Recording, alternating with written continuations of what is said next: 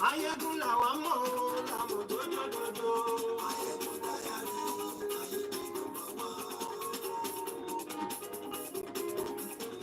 Maiyegun làwa mọ̀ o, làwọn dódódódó.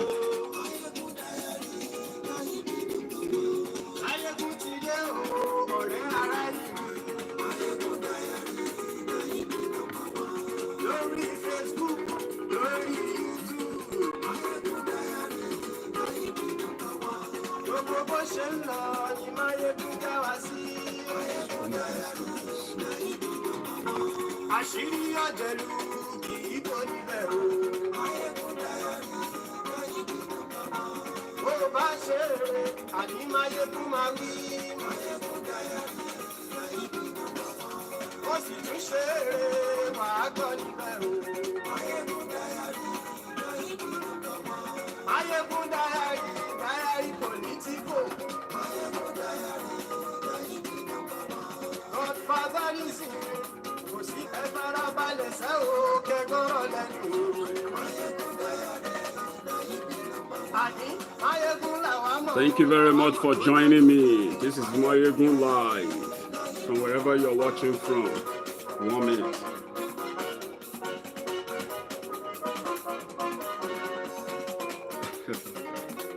Àní ẹ̀sùn rákì. Maiyegun ti dé. Maiyegun ti dé. Ọ̀jẹ̀lú ẹ̀sùn rákì. Maiyegun ti dé. Àní ẹ̀sùn rákì. Maiyegun ti dé. Lórí Facebook. Maiyegun ti dé. Àní ẹ̀sùn rákì. Maiyegun ti dé. Lórí YouTube. Maiyegun ti dé. Àní ẹ̀sùn rákì. Maiyegun ti dé. Ọba bá gbé wúrẹ́. Maiyegun wà ní. Àní ẹ̀sùn rákì. Maiyegun ti dé. Ijó ìgbádìyẹ. Maiyegun wà ní. Àní ẹ̀sùn rákì. Maiyegun ti dé. Ẹ̀sìn tó bá rúfin o. Maiyegun wà ní. Àní ẹ̀sùn rákì. Maiyegun ti dé. Gómìnà kówó jẹ bá. Maiyegun wà ní. Àní ẹ̀sùn rákì. Maiyegun ti dé. Aṣòfin tí ń fi o. Maiyegun wà ní. Àní ẹ̀sùn rákì. Maiyegun ti dé. Òwúrọ̀ olóṣèlú. Maiyegun wà ní. Àní ẹ̀sùn rákì. Maiyegun ti dé. Ọ̀jẹ̀lú ẹ̀sùn rákì. I've not danced like this in a while, so pardon me.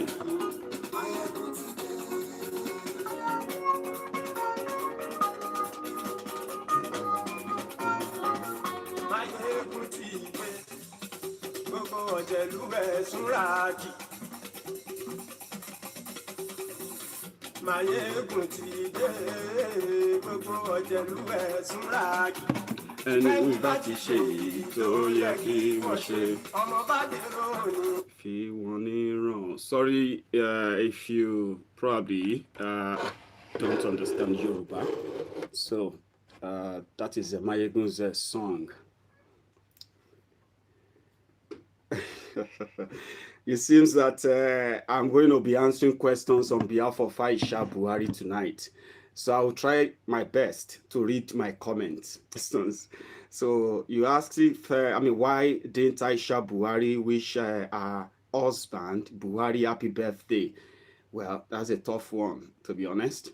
And yeah, we'll see to that. Maybe you get your answer from Garbage Shew. Garbage Shew is very much on hand. Thank you very much. Jimmy Toriola, my brother. So, how are you tonight? Flora Akpotabore. Sorry if I didn't pronounce that right. I'm sorry. So, thank you so much. Yeah, ESN. I don't even know the slogan yet, okay? But we are going to know the slogan. Like we know about IPOB. You know, when they say IPOB, you will say one family. Abi, one family IPOB. Oh, one sec.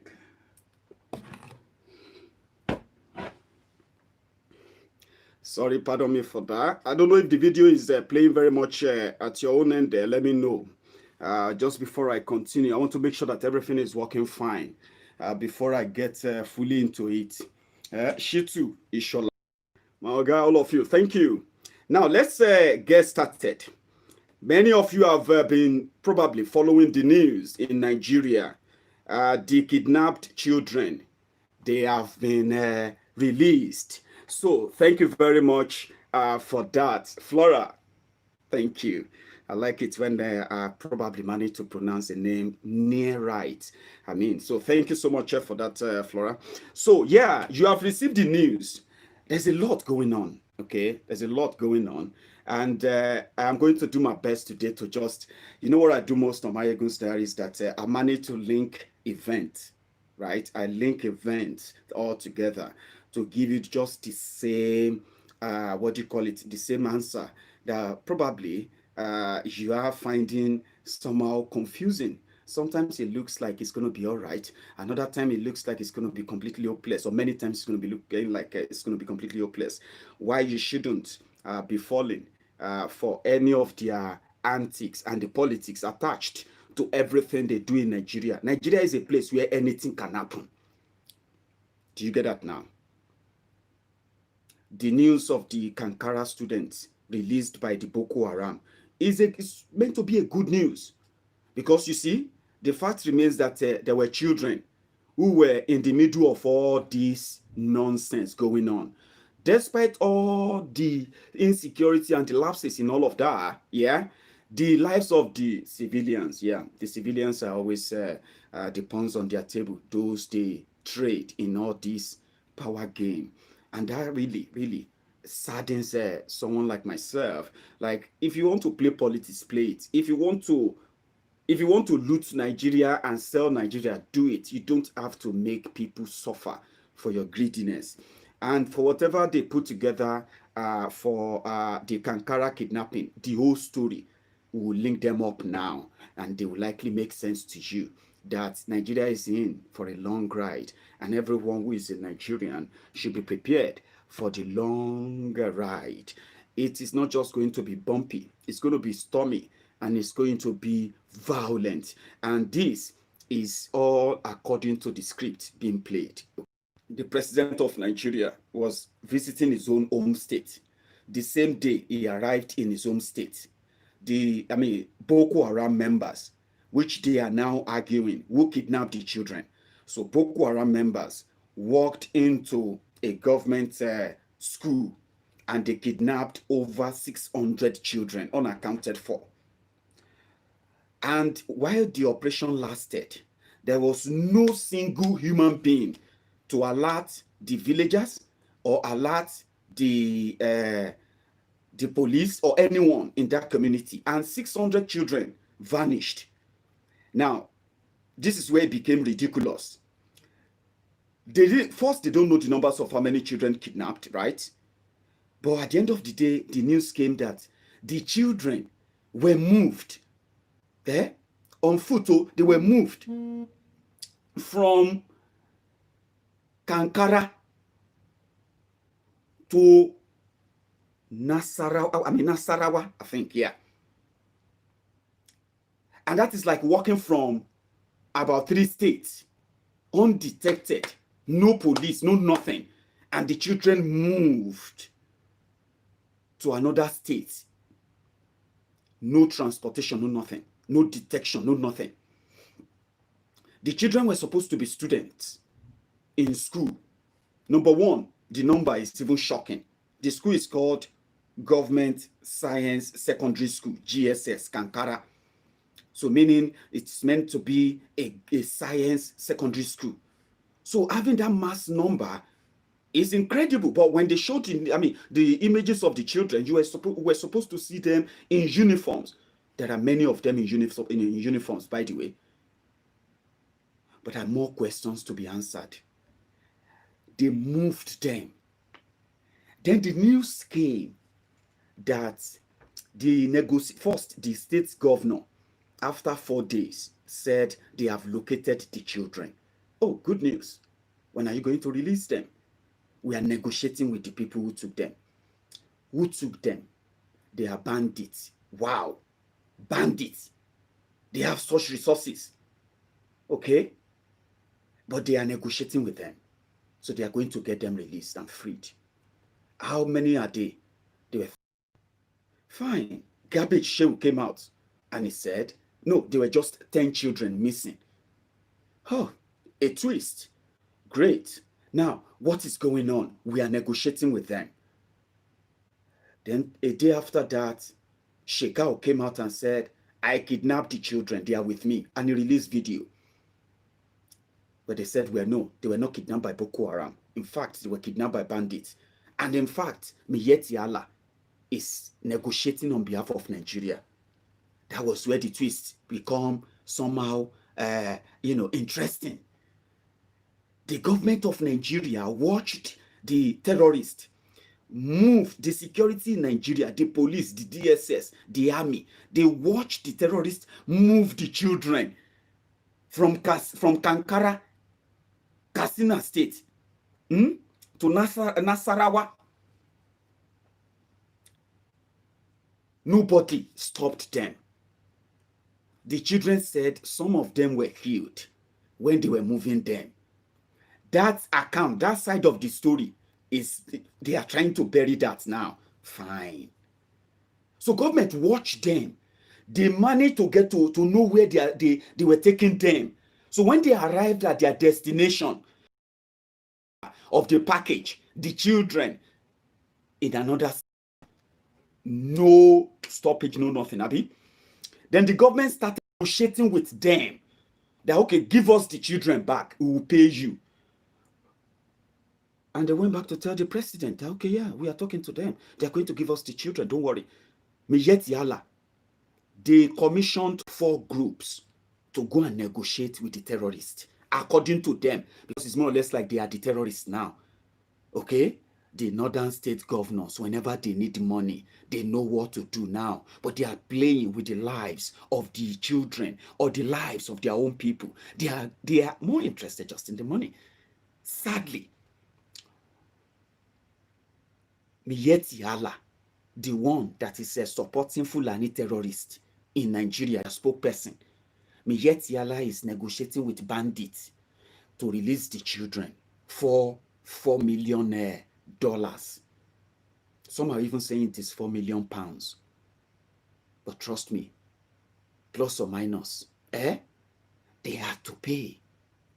They have to pay because they planned it in a way, in my own opinion now. I mean, think about it. Does it make any sense to you? There are some terrorists too. Think about this just for a moment too. There are some terrorists there. They walked into, where can I use? So they walked into a Lagos state. Let's say they walked into Epe or a local government. Think about this now. Terrorists on bike, in their hundreds possibly, they drove en masse into Ikorodu and they drove into a school. They killed the gatemen and security men and they moved into the school and they mobilized 600 children out of Ikorodu, and they moved them from Ikorodu to Oshogbo. They passed Ogun State. They passed Oyo State. They passed possibly some part of Osun State. Then they got to Oshogbo, somewhere in Oshogbo, and there is no police, there is no vigilante, there were no parents, there were nobody, there were no fights, no nothing, and they just moved.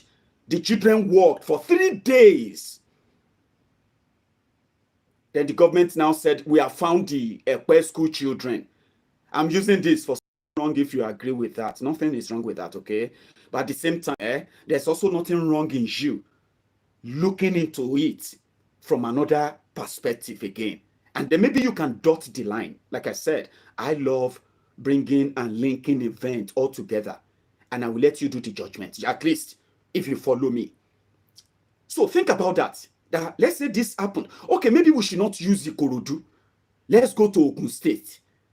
Where do you think is more remote in Ogun State that you can say if you are from Ogun State? Or let's go to Ekiti State. Let's say they walk to a local government in Ekiti State. And that happened. 600 school children. They moved from Ekiti State. And they now found them. Let's say they now found them where? They found them in Kogi. That means they must have passed either Ondo, Edo, and the rest, on and on before they get to Kogi, and there is nobody to stop them. Now, finally, they found them, and they said, "Oh, we are going to free them." Now we don't know who negotiated for the release. They are fighting themselves now. First, they don't want to tell us who captured them. They said bandits captured them. Alhaji Shekau said he captured them. Now they are saying that the bandits will release them. Now Alhaji Shekau didn't say he's going to release them. So what they are now saying is that who captured them, who kidnapped them? Okay. Now who negotiated for their freedom? Okay. Now we have about 3 groups. We have Miyet Yala. We have a governor. They call him governor. I think he's a governor of a Yobe state, Matawale or something. If you know that state, I know his name, but I can't remember his state. He's a northern state governor too, Matawale. If you know his state, please help me in the comments. I'll pick it up. So Matawale is claiming that one is the, I think that one is the, what do you call it? I think he's a PDP member, I believe. The guy from Zamfara. Yeah, I think he's from Zamfara.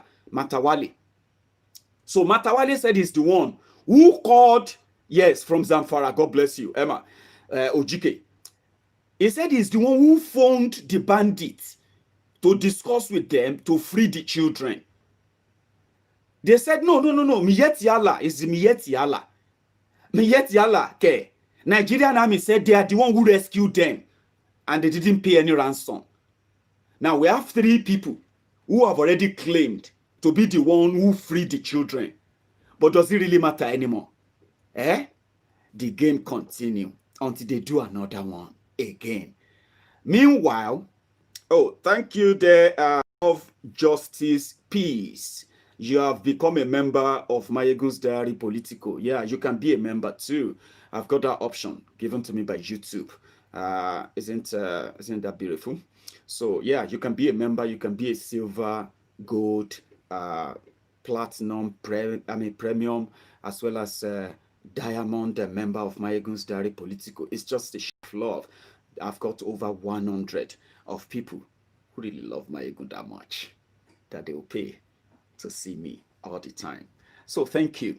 And and to access this, you will see the button on your screen around the comment section. You will see if you click that $sign, if you have it on your screen, if you click that $sign, you will see the join, or you use the super chat or super sticker.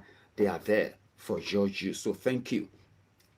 Meanwhile, like I predicted, told you just a few days ago, when this drama of this kidnapper, whatever the plan was, whatever this whole thing is, right? I know that, they are not really good at anything, right? They are not good at anything. If you look very critically, even when they pretended that they are doing fine, right? If you look critically, you realize that they are robbing you. Do you get that now? They are robbing you. How? The government of Nigeria continue to say that they are working so tirelessly to defeat terrorism in the northeast of Nigeria. What they are not telling you is that the terrorism in the northern part of Nigeria right now has become a business, and it has expanded. They have opened branches. Among them, we have the career in the Nigerian army. They will do business as long as, go come. They don't care. Contracts for arms supply that they will never supply, or the ones they will supply, half of it, and they will ask Boko Haram to waylay the soldiers who are moving the weapons to the theater of war, to move them to the front where soldiers need the weapons. They will stage ambush. They will attack them. Boko Haram will hijack the weapon. Those ones are embedded. They are buried inside the Nigerian army. Those ones are making their business. There are those who are serving as, the negotiators between those contractors in Nigerian army and the terrorists themselves.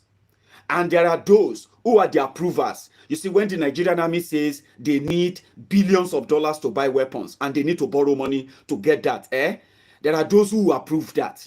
And there are those who are going to manage how the logistic is going to stream down. It is a complete business that they are doing at the expense of the lives of their own people. That is how it becomes worrisome. That is why we must be worried. Everyone should be. It has become a business. That's the point blank, okay? So now, the Nigerian army, who are supposed to, like they claimed, They were fighting, they were doing everything. What they didn't tell you is that it is no longer about Boko Haram. They have now segmented Boko Haram. They operated the same way. And what are the four segments? We now have seven terrorist groups in the northern part of Nigeria as we speak. 7 of them. Part 1, part 2, part 3, part 4, part 5, part 6, part 7 of Boko Haram. They operate the same way. It is the same objective. They get the same protection. Any of them that runs foul of the order of those who pay the bills, those who run things, they get them killed and make them part of the score of we are killing terrorists, we are working, we are doing everything to defeat them. But every other thing around that, there is nothing logical about how they are fighting or defeating terrorism. Because you know what they have done? You now have the Boko Haram Part 1, Boko Haram Part 2, okay? You have Boko Haram Part 3, which are called the ISWAP. You have Boko Haram Part 4, they are called Miyetti. You have Boko Haram Part 5, Boko Haram Terrorist Part 6, they are called bandits, okay? And you have the Boko Haram Terrorist Part 7, and that is Buhari, the leader of all the 7 terror group from northern Nigeria. I don't know if that matches or makes up anything to you, but it's not meant to be funny. So I will release them, 7 Boko Haram terrorists, since Boko Haram came to power. Before Boko Haram became the president of Nigeria, yeah, you have just 3 Boko Haram groups. The Alaji Shekau, the armed faction of APC. Then you have the Laya Muhammad faction of the Jagabandi, the Jagawiri of Lagos, yeah? You have their own faction of Boko Haram. It is the media one, the propaganda arm of the Boko Haram terror group. And the leader of that group is Buhari, that they ensure became the president of Nigeria. He is still the president in name. But when they seized power and they got that power, they metamorphosed into so many groups, but they all work in the same way. When all these killings are perpetuated, it is the job of Laya Muhammad to continue to lie, barefaced lies, evidence. It will never blink. It will continue to lie because it is his job from the start. They are just a part of the old order that brought about the jihadi system you have now. So, yeah, they have to tell you it's a lie. When you give them the pictures and videos of people killed, they will tell you those were not killed. They were splashed, tomato sauce. It is the job. And the job is to kill the morale of the victims, is to discredit the victims and make the victims become, you know what I mean, more like the accused, the chain use their media in Nigeria and the influence to blame victims of all the atrocities that are being perpetrated in Nigeria since they came to power. So they metamorphosed into different faces and they became seven terror groups terrorizing Nigeria, including the Northerners, who are supposed to be protected from Goodluck Jonathan. They are accused of reducing their population by using terrorism to kill them. What is the intention of Boko Haram right now? That they are killing them, kidnapping their children, selling their children off as slaves, raping their women, raping their daughters, and increasing the numbers of poverty. So what will then be the reason why Boko Haram is doing that to them? It is simple. They have always been behind the terrorism in Nigeria, and now that they have managed to get to power, they just came to legalize it. And that is why, as an activist in Nigeria, you will be treated as a terrorist. As a terrorist in Nigeria, you will be treated as a citizen. So which means there are those who are considered as more Nigerians than other Nigerians. And if you are living in that old world, that theory is not true, well, welcome to the reality, because that is what the world you are living in now. If you protest and ask Buhari to stop terrorism, you will be arrested if you are lucky. If you are unlucky, you will be shot and killed, and they will deny your death. They will probably claim that you are hoodlum. They came to legalize terrorism. And look at where this is taking everyone right now. Boko Haram can't protect his own people, right? They are too scared to come out because of the monumental machinery of propaganda threats that they are unleashing on the citizens every day. When the president of Nigeria speaks, he threatens his own citizens. He doesn't really care, does he? Mm? And eventually they took the children to him to tell him that they have now brought them back home. Oh, number one thing on record, Buhari, they kidnapped school children when Buhari was president, and they rescued them within a week. And they didn't pay any ransom because Miyetiala or Matawale or Nigerian army rescued them after 1 week of walking in the forest. Very convenient, isn't it? Is it not convenient? So what happened to the other numbers? What happened to the video where the children said some of them were killed? What's going to happen to them? Maiyegun, let's just thank God. Those ones are back. God will bring the rest back. Let's leave that one. I know. It's more convenient, isn't it? Very convenient. There are 13.5 million out of school children in northern Nigeria.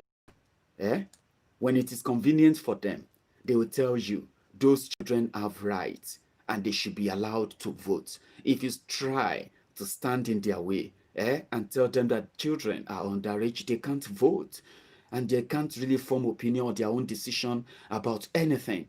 They are too young to do that. There is a reason why law says they should be, of age before they can be allowed to make decisions on voting.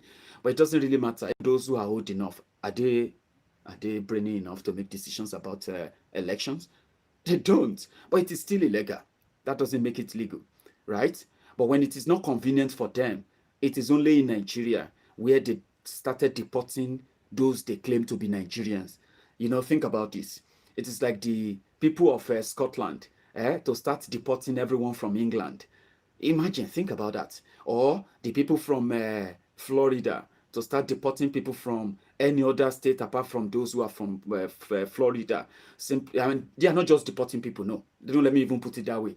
Imagine them deporting homeless children, out of school children, who are in total of 13.5 million. They started deporting them from one state to the other, deporting from Washington State to Florida, from Florida, deport them to Nebraska, from Nebraska to New York, from New York again to, you know what I mean? That was how they are treating them because they are just numbers, okay?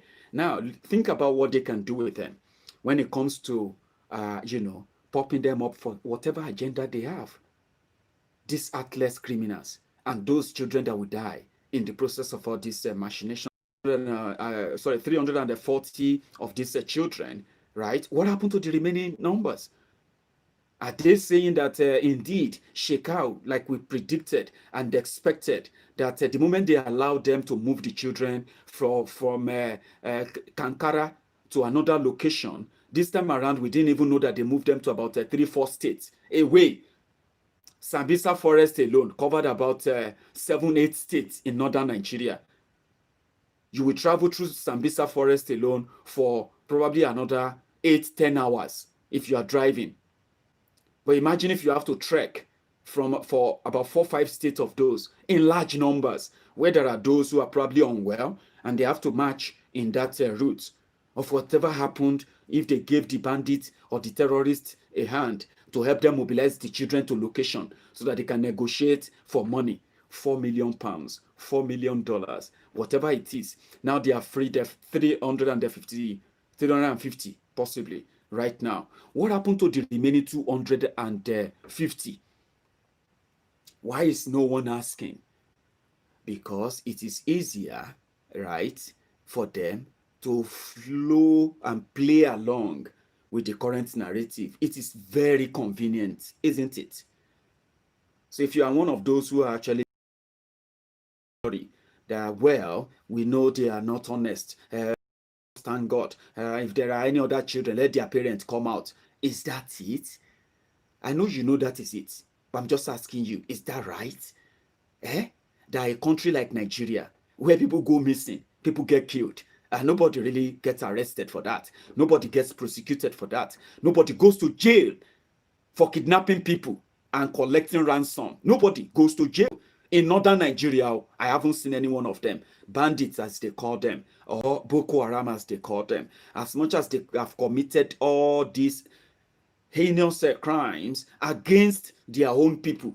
To start with, I am yet to see one single one of them to go to jail for this. Rather, I have seen over 5,000 of them freed by government of Nigeria. Not just freed, government of Nigeria spent Nigerians' money to rehabilitate them after they claim to have arrested them, and then they have repented. So Nigerian government spent Nigerian money, billions of it, to rehabilitate them.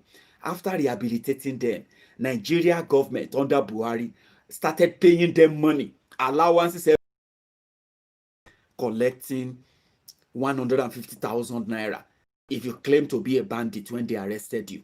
But if you claim to be a Boko Haram when they arrested you, you'll be collecting 250,000 naira. They denied it, but these guys are collecting the money. They are collecting ransom every now and then. It's like a Christmas for them now. Okay? So at the end of the day, Boko Haram themselves, they may eventually not get more than 500,000. They will just promise to give them weapons, possibly.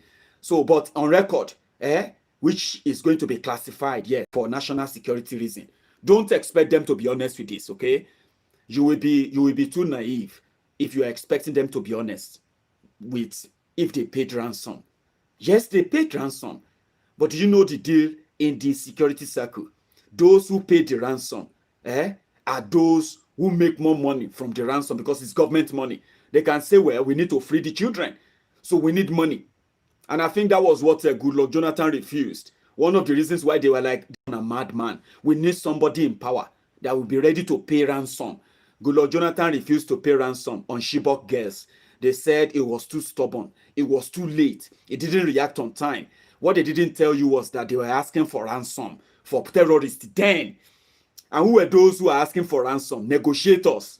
You know, every time something like this happens, there are people who say, oh, hello. Have you heard about these children kidnapped? Sir, I have a very, very good information, a very good contact with the terrorists who kidnapped them. And we can get them back. But the government needs to open up a negotiation link now. Some of you may think, Maiyegun, you watch too much American movies. Sincerely, okay? All of that are called top secrets in security circle, okay? They don't disclose it. There's no court that's going to make them tell you they pay money. And they will tell you.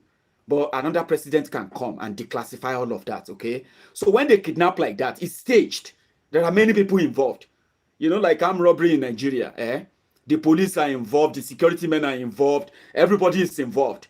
If you see how these terrorists operate, and there is no any counter-attack, there is no anything when they attack villagers, when they attack people, when they kidnap, there is no counter-attack, there's nothing. They just do it with ease, with so much, like you'll be asking yourself, are there no people raising alarm? Are there no police commissioner receiving alert that there is a ongoing so and so somewhere? Of course they are receiving it, forget it. Honestly, the same way Nigerian police can track you because of what you post on social media, even if you are not using your name, they will track you. Abi, it's the same way they know when all these crimes are being committed anywhere in Nigeria. So they are all in on it. It is like a plan, right? Sometimes they do it, the criminals do it to mount pressure on government. But when those in government are also in bed with you, then it becomes not a criminal offense. You can just phone them. Hello? Yeah. These boys have kidnapped again. What do you think? The news, everybody is talking about it. Have you got in touch with them? Do they need anything? Ask them if they need anything. They say, okay, sir, I'll get back to you. So that is when the negotiation will open. Meanwhile, the boys they are talking about are the terrorists, okay? They will just say, the boys, if we give them $100,000, they will be fine. They said they need weapons, they need all of this. I told them that we'll give them some dispatch, they will drop it for them. So no worry. But, sir, what do you think? So do you think if we give them 100,000, they will release some of those people they kidnap? Yes, sir, they will release them. I can assure you. Okay, fine. I'll get back to you. You see, that negotiator may just say, the boys talk, say they will collect 400,000.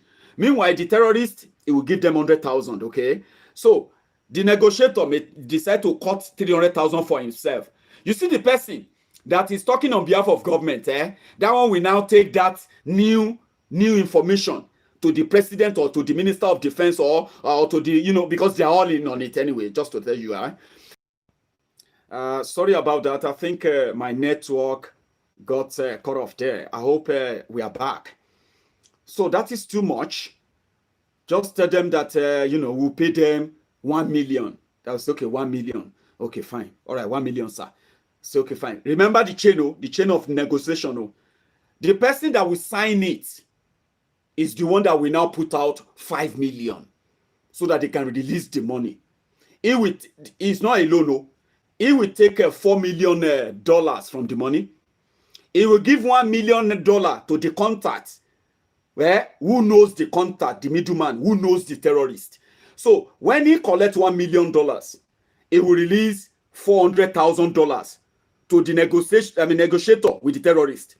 That one will call the terrorist and say, government don't respond. Oh, they pay you 100,000, but from me, I'm going to buy some weapons and I'm going to drop them over for you. Don't worry. In the same drop point. They know that people are dropping weapons for Boko Haram in northern Nigeria. And there are those who are doing the business in northern Nigeria. There are those who are seen as your honorables, your billionaires, all these guys who are walking about with no job, no address, other than they have contact inside the defense ministry in Abuja. They don't even visit where people are being killed or who are being killed. They don't care. It's about the money. So the terrorists will then collect the money. They will then say, okay, we are going to release some of them. They will keep the ones they want to keep. So the next thing, the people who approved $5 million, who collected 4 million, those ones will now pay media to do a breaking news that the Nigerian government, they have rescued the kidnapped people. They'll say, hey, thank God, though. Thank God, though. Media will start breaking the news. Everybody will start talking about it. And you know what I mean? People will be saying, that's a good one. But at least let's thank God. At least let's say, you know what I mean? Nobody will now talk about anything after that until another one happens. And the way they do it, they seem to love to do it every 3 years or 4 years. It depends on what they think. And they will do it in a way that it will be so massive. And we'll all be befuddled by it. Like, how did that happen? Is that, Baba? It is possible because those who are doing it are those who are supposed to stop it. Do you get that now? So it is the same people who kidnap school children in Dapchi, Yobe State. Remember? They kidnapped over 100 school children. Abi? They were paid 13.5 million euros to release those children. It is the same thing. They told you they paid 13.5 million. They discovered that they paid 13.5 million euros. The last that will get to those thugs that they are protecting, those terrorists, the last that will get to them may not even be up to 1 million euro. But the negotiators, the businessmen, the middlemen. So when people tell you that they have turned the insecurity in northern Nigeria to business, I hope what I just told you now makes sense to you. That is what they are telling you. This is the business line of it. And how do you expect the war to end when you can make a cool £1 million, $1 million by saying we are fighting terrorism? Just that. Just continue to hold the office and say we are protecting the people, we are killing terrorists, we are doing this.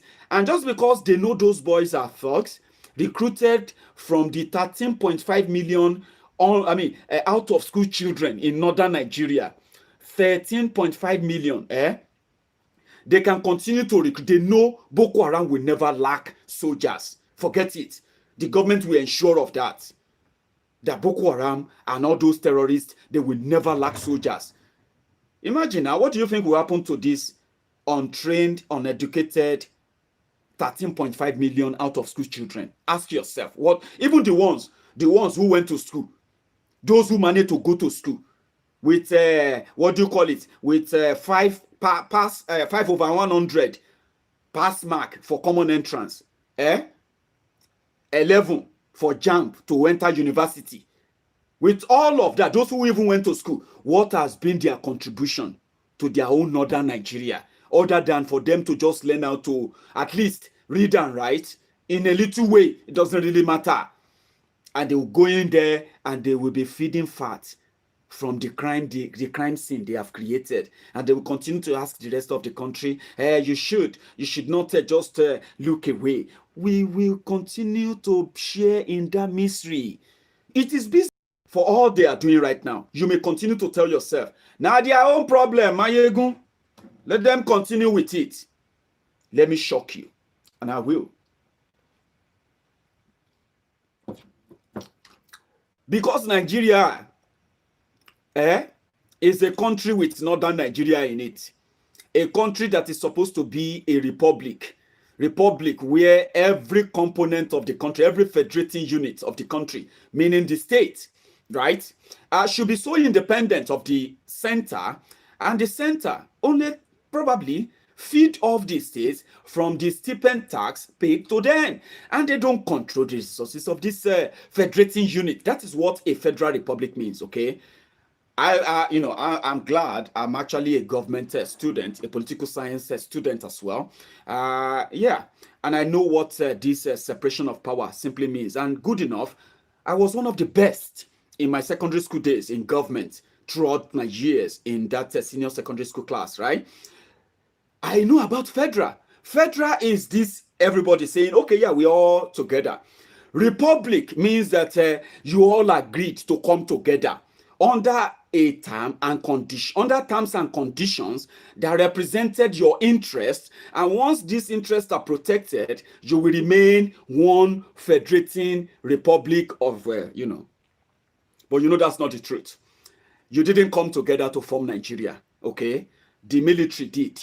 Even your forefathers, the forebearers, those who fought for independence, those first callers, they didn't fight for one Nigeria, remember? They actually fought for the independence of their different people from different regions. And that was perfect, near perfect, who have now managed and succeeded themselves one after the other for over 54 years now. So they planned a retaliatory coup.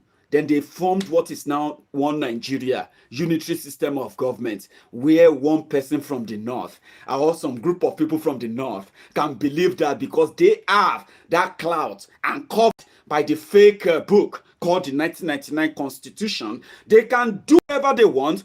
And yes, they can, as long as you have 1999 Constitution. So you are going to continue to share in the mystery. Every year they will continue to write budget.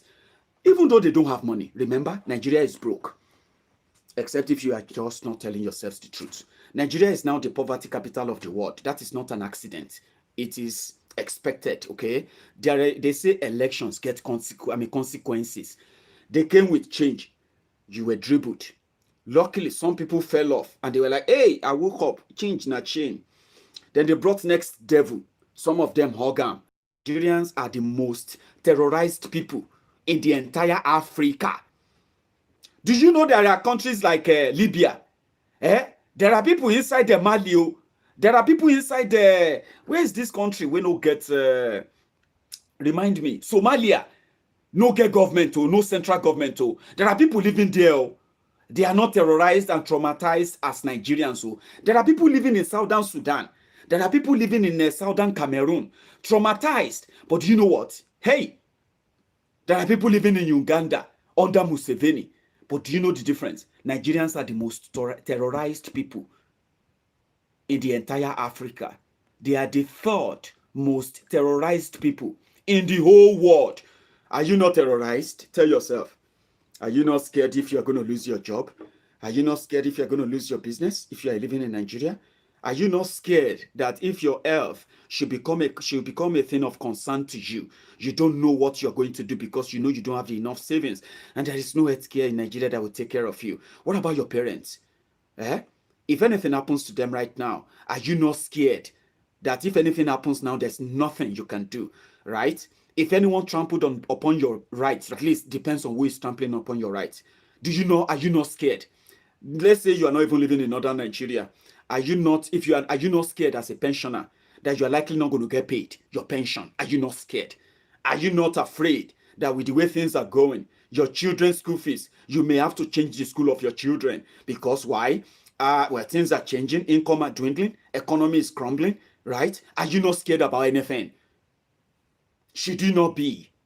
By the way, if you are not, should you not be? So everyone should be worried because you are attached to one Nigeria, and that means you are going to share in the misery. as people are dying and crying in northern Nigeria from the bullets and machete and other different dangerous weapons they are using on these armless civilians, and they are being kidnapped, robbed, traumatized, and with what they are going through right now, many of you are going through all of this as well, in a different form. Your finances have been attacked, and you know it. You know it. Your businesses have been attacked because Nigerian government is only meant to steal from you. The pickpocket system of government they have is about picking your pocket. So Nigeria no get money. Nigeria is borrowing. How come the Boko Haram business or the Boko Haram war, failed to stop or to end? It's because it is a business, and who is paying it? You. When they need to pay back the loan they borrow, they devalue the naira. Your business suffers it. Your income suffers it. Yeah, the living expenditure increases. Your income reduces or devalued. Every penny in your pocket is this government is a threat to every penny or every kobo in your pocket if you are living in Nigeria. And that's the basic truth. They don't have the money. Nobody's going to tell them or going to stop them. Everybody's trying to cash in. Everybody's trying to catch their own fear. Everybody's trying to make money from it. They're all pretending to be doing something, but they know it, that they are doing absolutely nothing. It's obvious.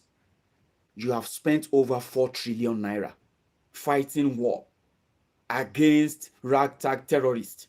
And you ask yourselves, hello, instead of the terrorism to reduce, at least become something isolated cases.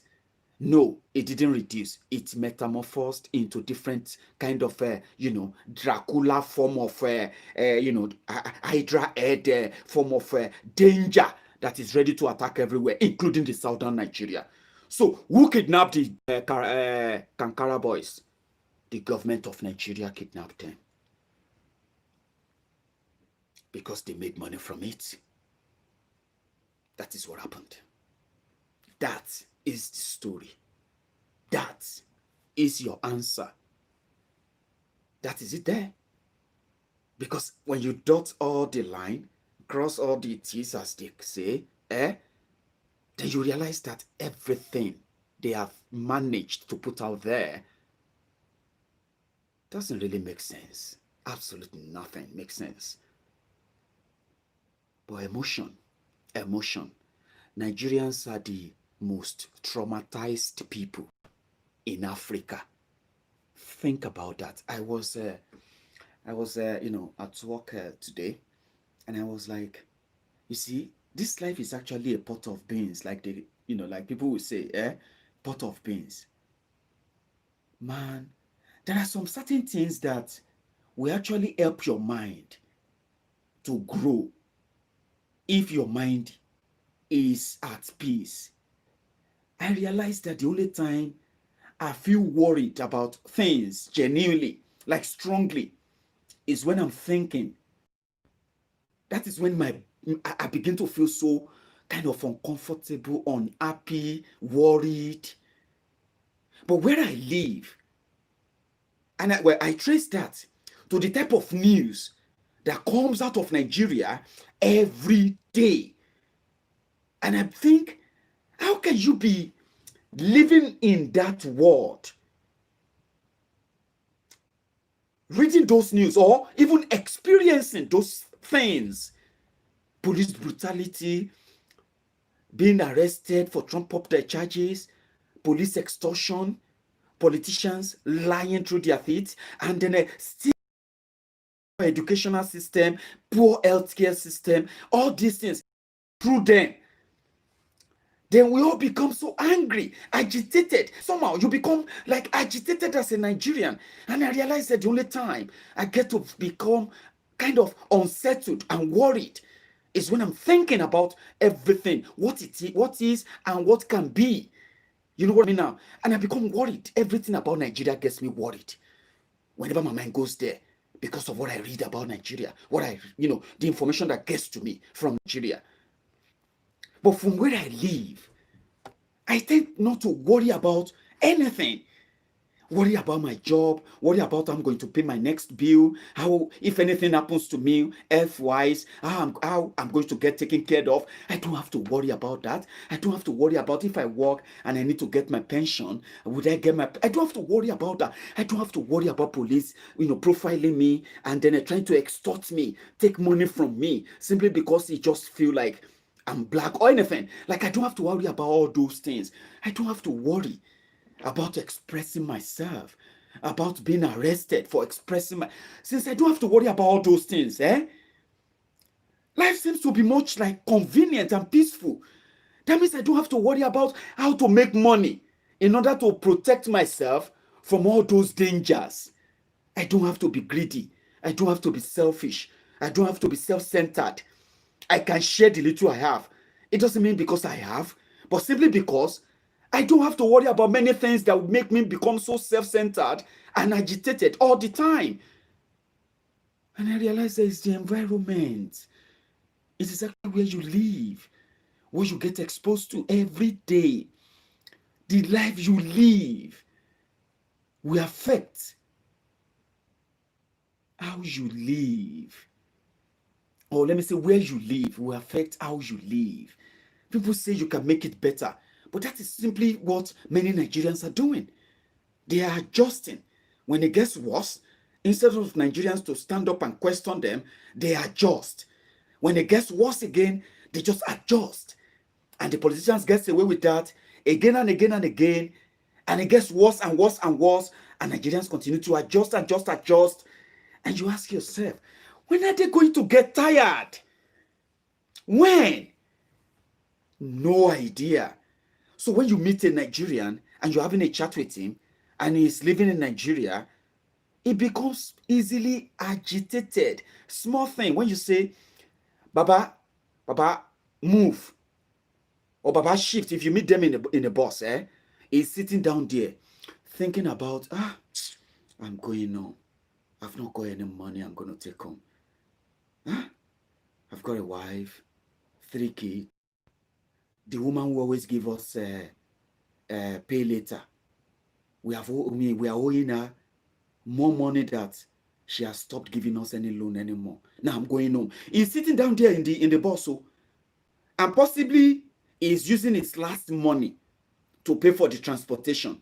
He's forgotten himself. He's worried, and he's also very much sure that maybe their second son, their second born, is not feeling well, and he needed to take money home that night so that they can pay a chemist to give them something, first aid, at least for the boy to use something so that the boy won't die, because they can't afford to take him to government hospital. They can't. So he's worried. And you, who is just coming back from your job, you have been a graduate for God knows how many years, and here you are, another fruitless day. You are going back home empty-handed, frustrated. 2 frustrated people sitting together in a bus. Conductor, who is always going to make your life more miserable anyway. So he's there, and you are, after jumping into the bus, you are asking this man, please, can you shift, sir? Please, shift. The man is not even hearing you. When you say shift, maybe when what he heard from you is that, I'm going to shift, are you mad? Meanwhile, you're just saying, please shift, sir. Please, sir, shift. 2 frustrated people. Is not listening. You are frustrated. You are managing your own madness. Because Nigeria has frustrated you. Now, 2 frustrated people, among other frustrated people in the same bus, crammed together, they will begin arguments. Before you know it, they will start taking out the anger on themselves, fighting themselves. Are you mad? Are you crazy? Do you know me? And they will say, it is just about shift. Please, shift. That was it. But it's not about that. Everyone is agitated, worried about what is going to happen next. Is my landlord going to give me another month? I'm already owing him 6 months. There's no way I'm going to do this. There's no way I'm going to survive this. Frustrated, angered. And there you are. And the same thing is also applicable online. Go to Facebook, go to Twitter. People fight themselves based on simple misunderstanding of a statement. And when you read their comments, they are possibly saying the same thing. Oh, do you get that now? This one is saying Buhari is worse. That one is saying Jonathan was worse. This one is saying PDP was worse. This one is saying APC is better. Okay, fine. If you match the whole thing together, 50-50, it means that they are not better for you. None of them is better for you. But when you look, they are saying the same thing, oh, because if their lives are better, they were talking about the same thing that PDP promised to do for 16 years. But it's the same thing like, my own thief is better than yours. Your own is worse. My own thief was very much, it's not killing us. Your own thief, na killer. I say, but fine. My own thief, na killer. Okay, fine. But he's building train. What did that kind of frustration on social media when you go on Facebook and all of that. At the end of the day, they are all suffering from the same thing. The neglect from those they paid or elected or selected to give them good lives. No power, no nothing. Frustrated people, online and offline. So it is the same thing that will continue to make it impossible for them to agree that they are suffering in the hand of the criminals in charge of Nigeria. Either way, they will still get killed. And they say, okay, frustrated Nigerians. Maybe we should just say frustrated, because according to the statistics, they say 70% of Nigerians have mental health problem. Why wouldn't they have mental health? Different frustration, different shock. They've never received good counseling. Their people have been killed. People said they should move on. Pray to God. God will give them peace. But no counseling, no nothing. No compensation, no rehabilitation. Just go back into the society. Wounded, damaged people that government continue to damage, continue to steal from, and continue to kill. These are the people that make up the whole population. And that is why you'll be asking yourself, how come, despite the people being killed en masse in northern Nigeria, how come, say, we are still seeing millions of them saying Sai Baba, Sai barbarians? It is the same thing. Do you get that now? It is the same thing. They will never agree. And you'll be wondering, how come you continue to suffer like this? Can you not ask for something better? They can't, because they don't even know what is better. You can only say something is not good if you have seen something better. Isn't it? And that is where I said you will continue to share in the mystery of being part of Nigeria. So as a Yoruba man, yeah, you feel you have ideology. The problem there is that the business is going to grow. Nigeria is going to run and go more bankrupt. Nigeria is already they have already bankrupted Nigeria as you have it now. I don't know what everyone is holding on to. I know they will be saying, okay, if you say, may we break up Nigeria, so who is going to pay up Nigeria debt? May them hold people will collect the debt. They are alive. If they are dead, they should go get their bones and collect the money from them. Okay, we'll break them up first. At least everybody will get a breath of a fresh air. So maybe by then, the northerners, they will realize that despite the billions borrowed, stolen, they can't protect them. They are unable to protect them in the north. They are unable to reduce poverty. They are unable to send their children to school. Even Quranic school. Send your children to school to learn how to read and write. But they won't do that. Quranic school, they will still have 13.5 million out of school children. What does that tell you? They don't have any plan for the northern Nigeria. So yeah, maybe they will be able to then ask their criminal leaders to give them account of money borrowed when they were part of Nigeria. Because this is what will happen. It's not long anymore. This will continue to sound like, alarm.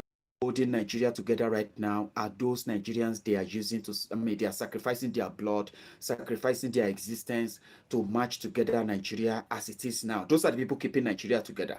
Okay, so when they finish killing those who are powerless, those of you who are thinking you've got some leverages now, you would have become more powerless.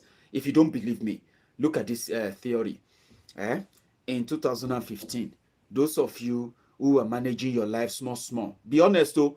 I want people who are honest, though. I don't want pretenders. Only Buhari, Dins and Buhari Diderins will tell you that in 2015 they couldn't eat rice. Now they can eat rice very well, okay? Because Buhari is increasing the rice. You know that. So, and it's good to eat rice once a week. Why are you eating rice every day? If rice is expensive, go and eat other food. Those are for Buharidins, Buharididins. Those are the ones who believe that their reward is in heaven. Okay? As they are here, they have been told, if you live life and enjoy life, you may be going to hell. What do you want to use money for? Why do you want to live life like that?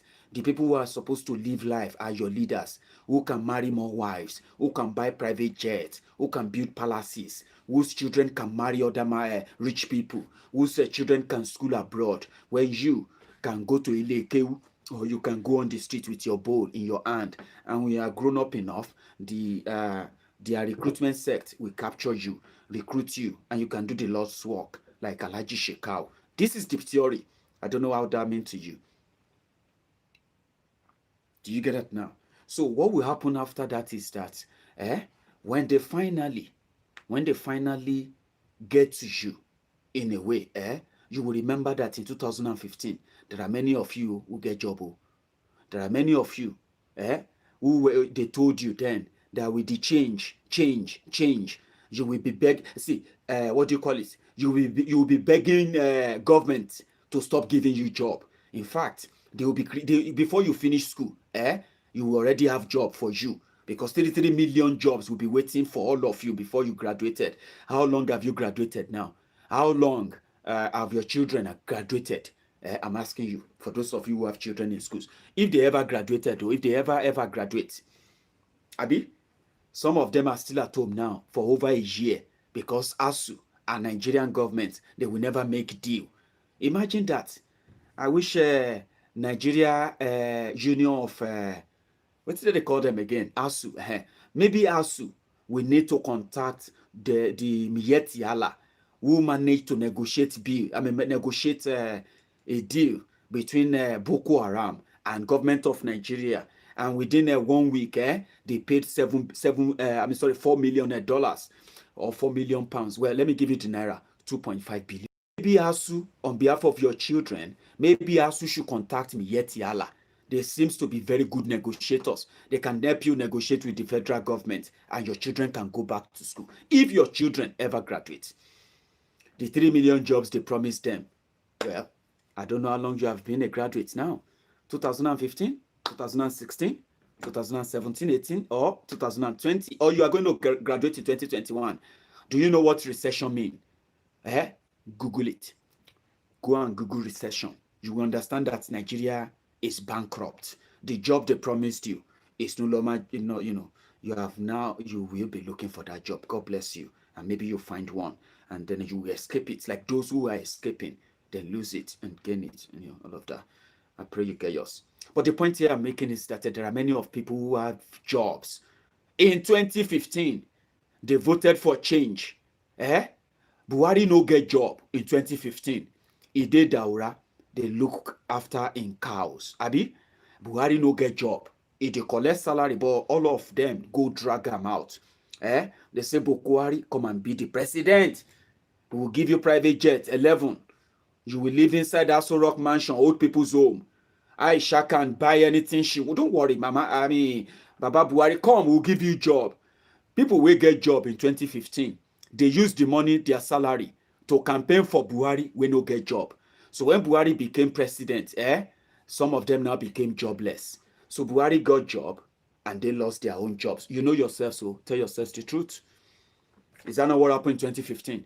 Some of you who had jobs in 2019, some of you have your businesses in 2015.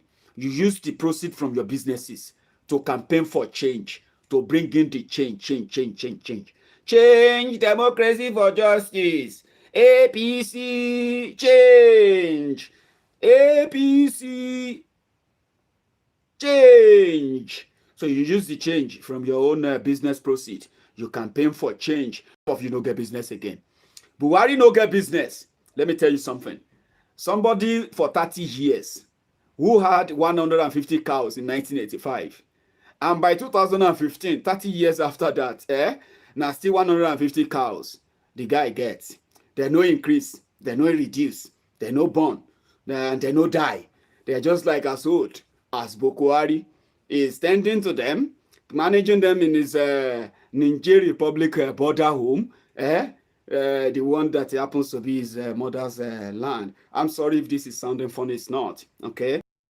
You had jobs and all of that, and you put it together, and you brought Buhari, we no get job, we know they increase, we know they do business. So you lost your businesses. Some of you lost your jobs. The unlucky ones lost their lives. I am not a preacher. I am not a messenger of doom.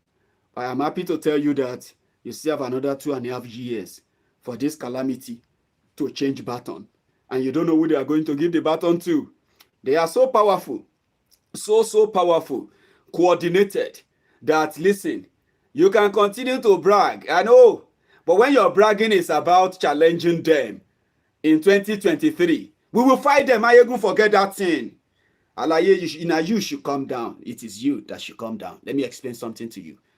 If your braggadocio is about keeping Nigeria one in 2023, if Boko Haram rig election for somebody they want, Alaye, now one bullet. Now just one bullet. One. It's all those noise.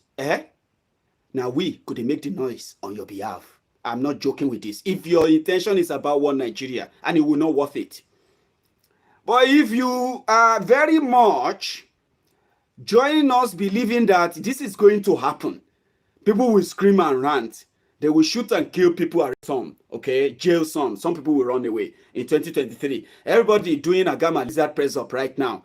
For 1,000 years, they will never get Mozu to challenge Boko Haram with what they have managed to do. If the intention is to manage, micromanage and take power from him, the same way they micromanage Goodluck Jonathan, that they managed to seize power from him. If they try that with Boko Haram, you are La La Land. You know where that is? It is called the Dreamland. I am here to wake you up. So here it is. They control the judicial. No, let's start from the INEC. Okay. They control INEC by law. INEC is the only one that can register you to vote. Even if you register, if INEC say you are not registered, Baba, there is no court that can say you are registered. Okay. Number one. Now, let's say INEC agree that you are registered, and they can't give you voter's card.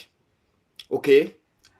It is the same INEC empowered to register political parties, which means even if you bring your, I don't know, bring everything from everywhere and just build something like Omoyele Show already, and let's even say you do it better, and you go into the interland and everywhere. Let's even say you build a party and you manage to get to the national level.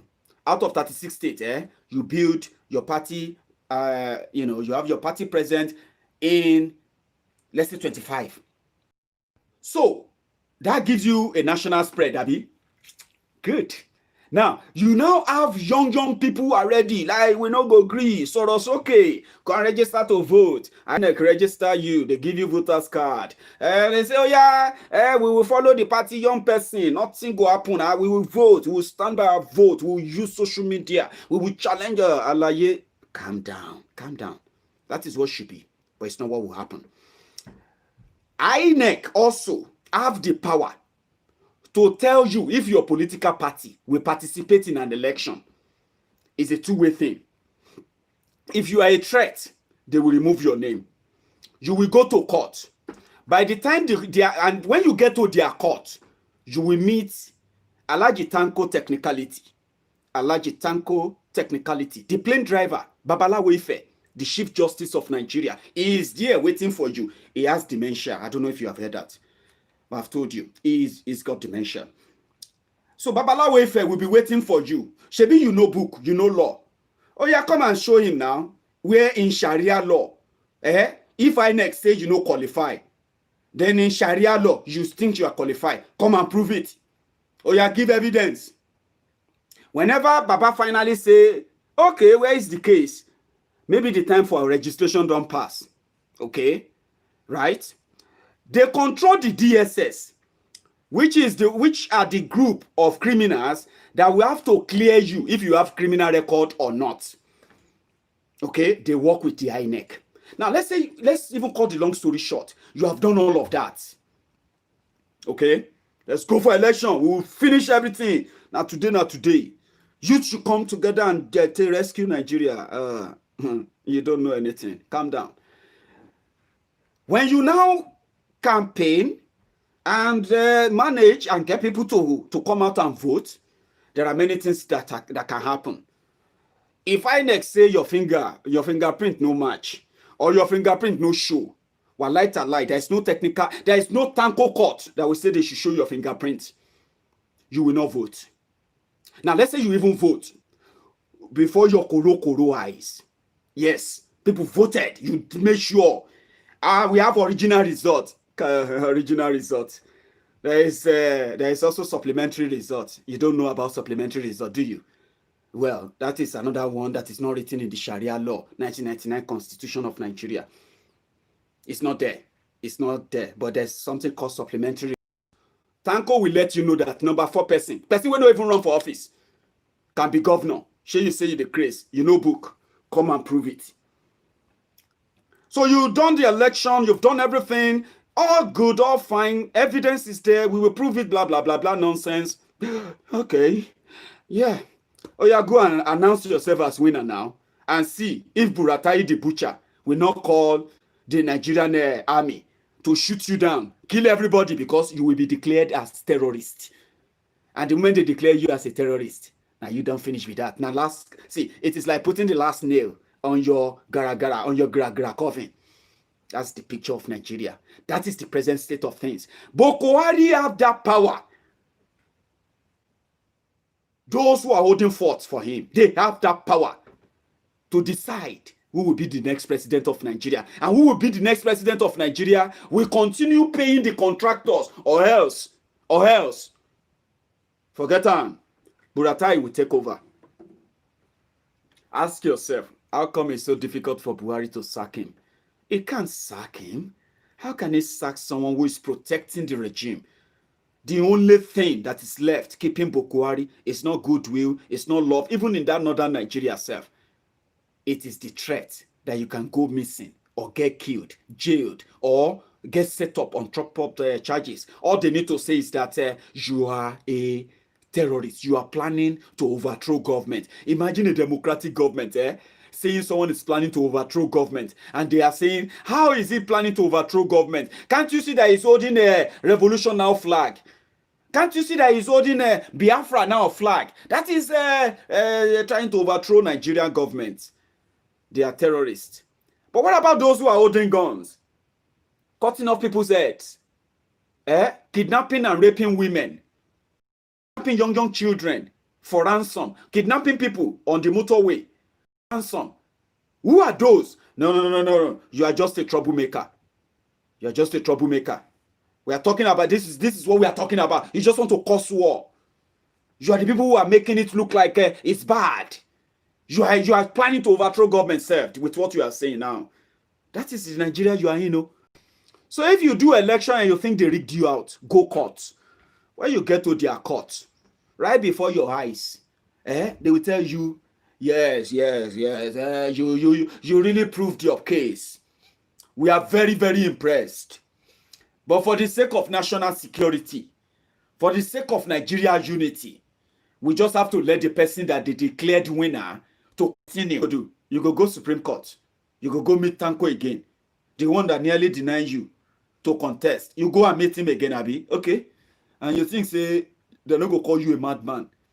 Abi, is it not somebody, they say anybody who is trying to do the same thing again and again and expecting a different result, it's no different from madman.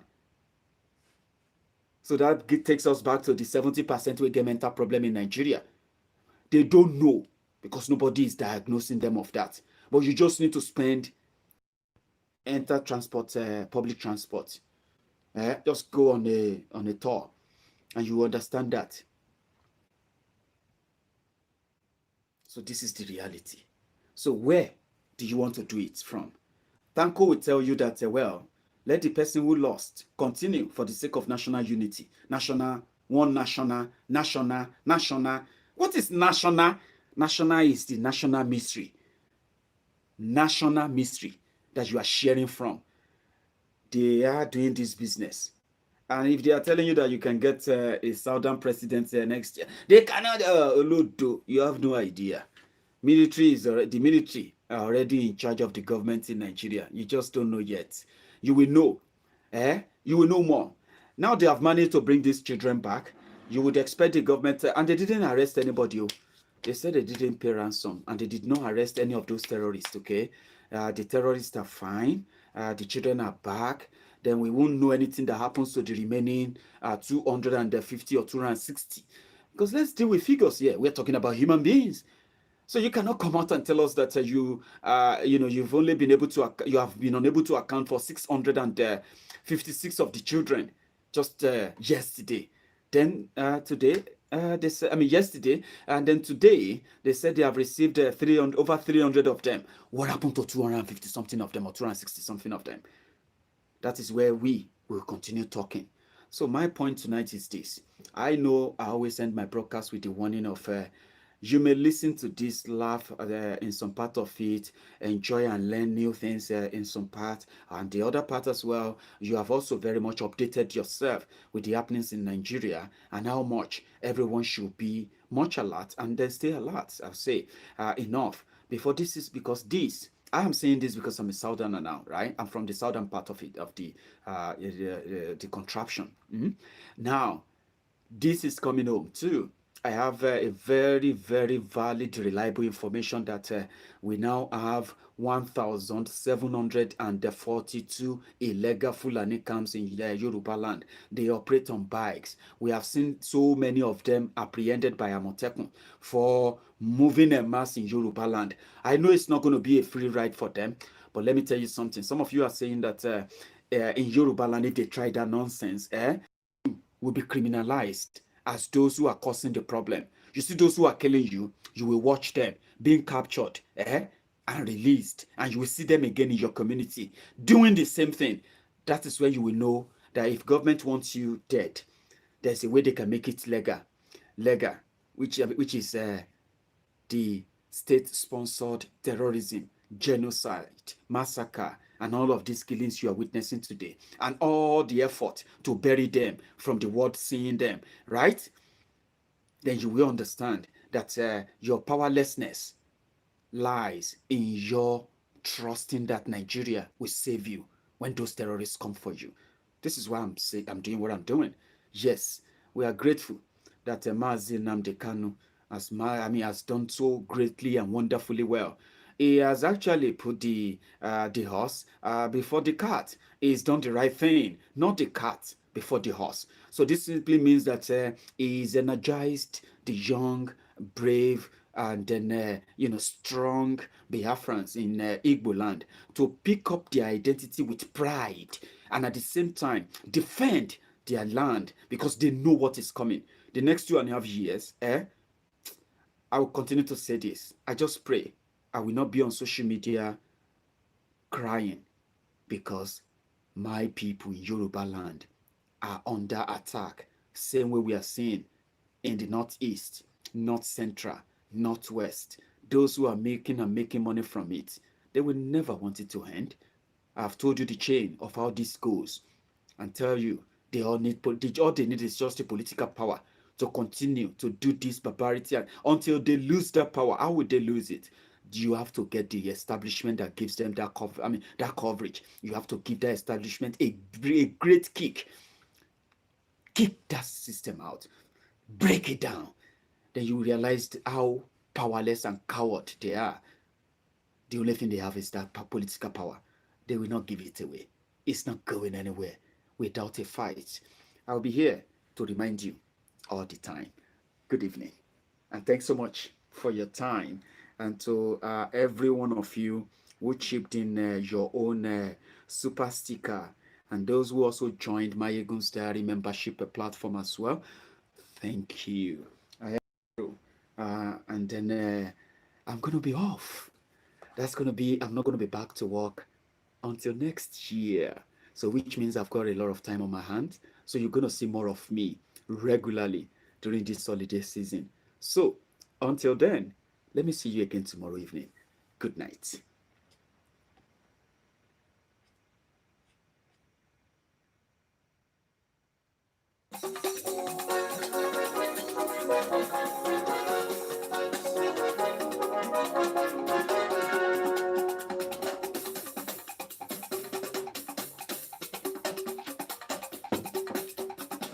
Maiyegun làwa mọ̀ o, làmọ̀ dódódódó. Maiyegun diary, Maiyegun number one. Maiyegun làwa mọ̀ o, làmọ̀ dódódódó. Maiyegun diary. Thank you very much. Ruth, thank you.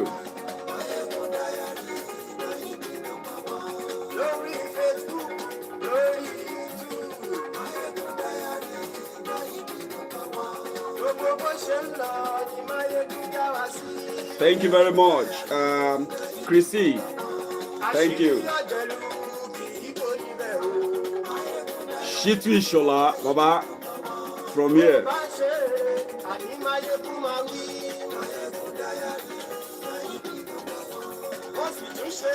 DSP movement for the liberation of the oppressed. Thank you.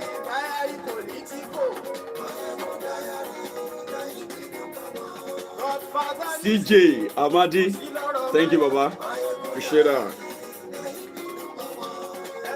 Austin Efe Money, thank you very much, everyone. To all of you, you should have a wonderful night. Good night.